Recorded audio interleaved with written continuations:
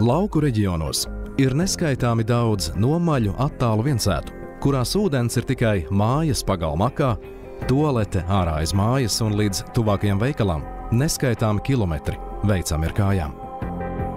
Tomēr cilvēki vēlas dzīvot pilnvērtīgu dzīvi un novecot savās mājās, nevis institūcijā. Mūža nogalē pamest savas mājas un ierasto vidi, lai dotos uz sociālās aprūpes iestādēm, daudziem senioriem ir pārāk liels stress un pārdzīvojums.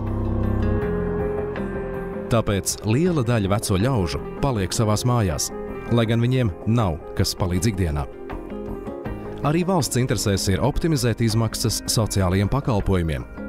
Un pretstatā aprūpē mājās, aprūpe institūcijā ir krietni dārgāka.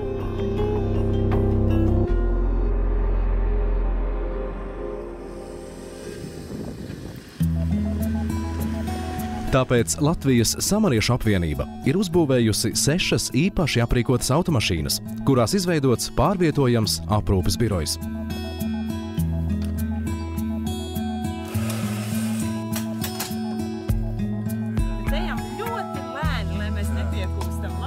Automašīnās pieejamos pakalpojumus seniori izmanto labprāt. Gan nomazgāties siltā dušā, nogriezt matus, sakopt pēdas. Kamēr sirmgalvji izbauda pakalpojumus, tikmēr tiek izmazgāta veļa, sanesta malka, ja nepieciešams arī noslaucīti putekļi, sakopta māja vai nomazgāti logi.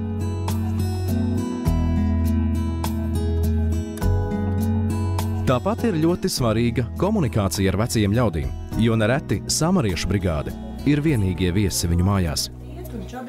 Tāpēc palīdzības brigādes darbinieki cenšas atrast arī brīdi laika, lai pārmītu kādu vārdu ar senioru.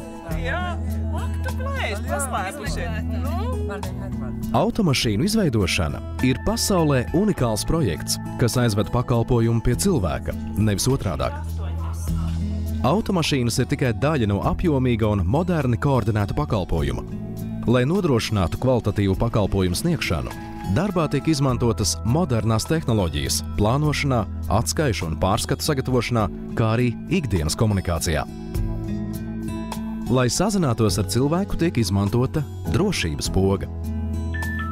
Senioram ir tikai jānospiež poga, un viņš nekavējoties var runāt ar diennakts zvanu centra operatoru, kuram datora ekrānā redzama visa informācija par cilvēku. Atrašanās vieta, veselības stāvoklis un arī kontaktpersonas, kas palīdz operatīvāk un precīzāk palīdzēt. Darbspējīgie iedzīvotāji dodas uz pilsētām darba meklējumos vai pārceļas uz ārvalstīm, tikmēr veco un vientuļo ļaužu skaits reģionos palielinās. Un kamēr vien cilvēkiem būs nepieciešama palīdzība, Latvijas Samariešu apvienība meklēs inovatīvus risinājumus, kā palīdzēt.